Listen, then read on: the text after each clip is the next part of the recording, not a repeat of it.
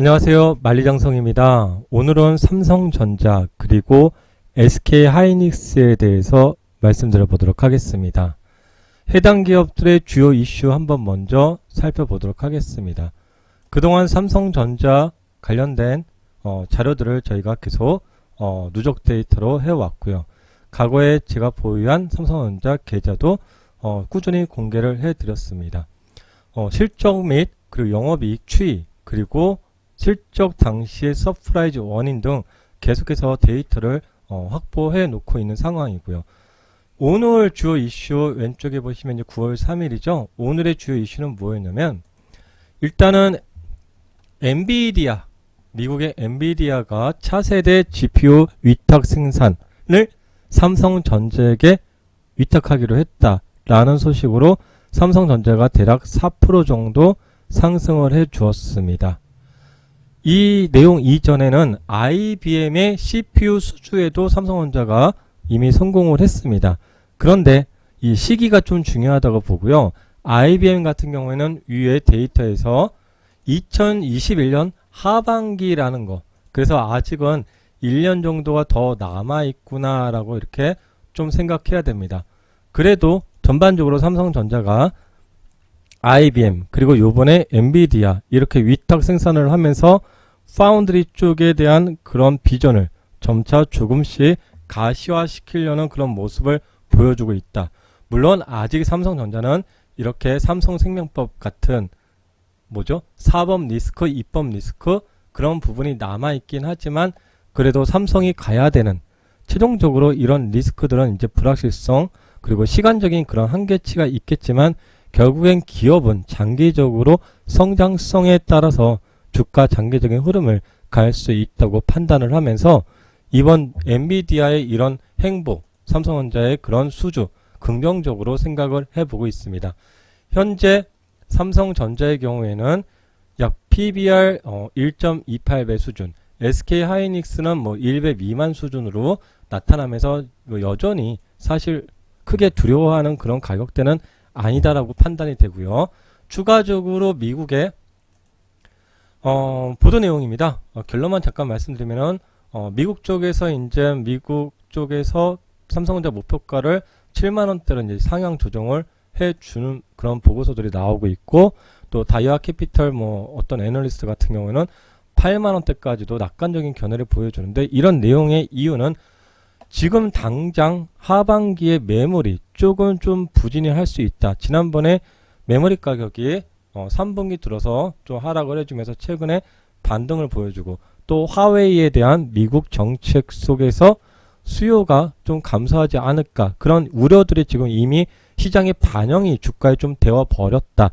그러나 내년 정도 갔을 경우에는 다시 한번 메모리 쪽의 반도체 업황의 개선 그리고 삼성전자 같은 경우에는 파운드리 쪽의 그런 기회 이런 부분에 따라서 긍정적으로 좀 바라본다라는 보도 내용이 있습니다. 우리가 이 삼성전자를 바라볼 때 특히 SK하이닉스도 바라볼 때는 미국의 어떤 기업을 좀 같이 연동해서 봐야 되겠죠? 네, 맞습니다. 다들 알고 계시듯이 미국의 마이크론 테크놀로지 좀 봐야 되겠습니다. 전반적으로 마이크론 테크놀로지 주가 흐름입니다. 코로나 때 이들도 크게 하락을 했고 다시 V자 반등 이후에 지금 7월달 고점으로 해서 8월달 하락한 다음에 다시 요정도 V자 반등이 나왔고요.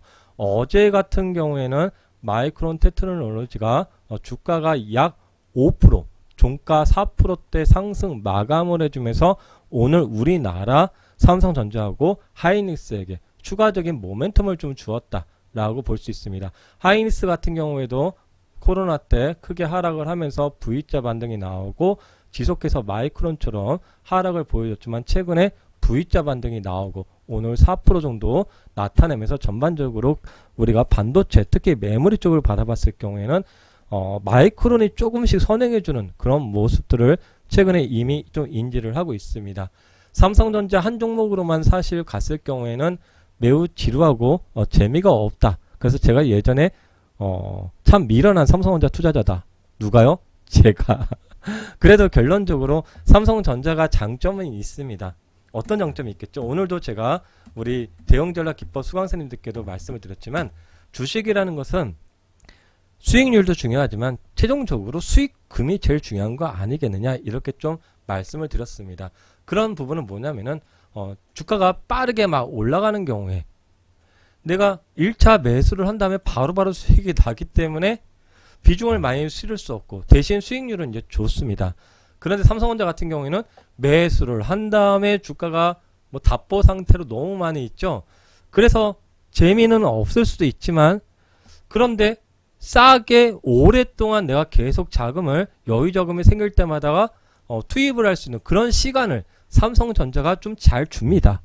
그래서 계속해서 비슷한 가격이라든지 조금 낮은 가격으로 내가 여유 자금을 돈이 있을 때마다가 투입을 했을 경우에 기다려서 수익이 났을 경우에 수익금이 상대적으로 지난번도 많이 났다라는 것을 우리가 경험상 알 수 있겠죠.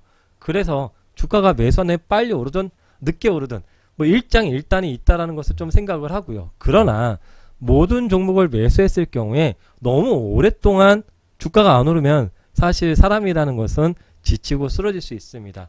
그래서 저는 이제 사실 중장기 투자도 병행을 하지만 좀 우리 수강생님들 또는 우리 VIP 방에 또 계시는 분들 그리고 무료방에 또 계시는 분들 뭐 제가 리딩을 해드리는 건 아니겠지만 많은 분들이 또 카페에 계시는 분들 대부분 많은 분들이 지난 8월달 같은 경우에 뭐 300% 수익 내신 분들 100% 수익 내신 분들도 많이 있습니다. 그리고 8월달 같은 경우에도 시장이 나쁘지가 않았죠. 그래서 아마 대부분 분들이 수익을 내주셨을 텐데 뭐 혼자 하셔도 아마 다 수익을 내실 거예요. 뭐 누구한테 추천을 안 받아도. 그런데 이제 조금 더 좋은 시기에 좋은 시기라는 게 맨날 있는 게 아니거든요. 그러면 제한된 투자금으로 좀 더 많은 수익을 내는 게 또 중요할 수 있다고 생각하고요.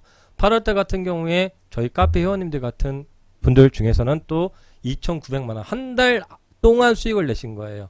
뭐 딱 한 달이란 기간 동안 매도 기준 수익 내신 게 한 2,900만원 내신 분도 많이 계시고 그 아래에 또 2,400만원 내신 분들 한 달에 2,000만원 한 달에 2,100만원 정말 많은 분들이 또 적지 않은 큰 수익금을 내신 분들이 많습니다.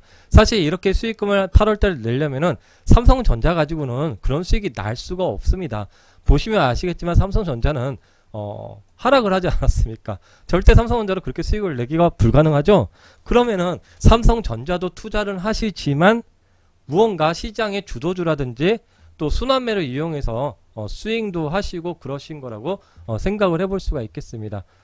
저 같은 경우에는 조금 투자 성향이 달라서 좀 뭐라고 말씀을 드리긴 그렇지만 저는 좀 계좌의 포트를 좀 많이 나누는 스타일입니다. 한번 보면은 오늘도 제가 카페에 올려드리긴 했지만 주기적으로 제가 연금저축 계좌를 올려드리잖아요. 한번 보면은 지금 5월달 정도만 해도 한 90% 정도 첫째 아들이 90% 정도 수익이었는데 지금 몇 월달입니까?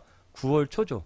9월 초에 들어와서 오랜만에 제가 또 우리 회원님들께 카페 회원님들께 올려드렸는데 그 90%대가 지금 156%의 수익을 내고 있어요.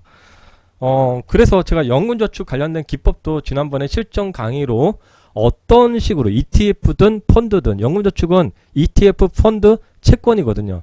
어떤 식으로 비중을 가져가고 어떤 식으로 펀드를 선정하고 ETF는 어떤 것을 선정해야 되는지 제가 강의를 해드렸는데 많은 분들이 좀 개인적으로 잘 선택하셔서 잘 되셨으면 좋겠습니다.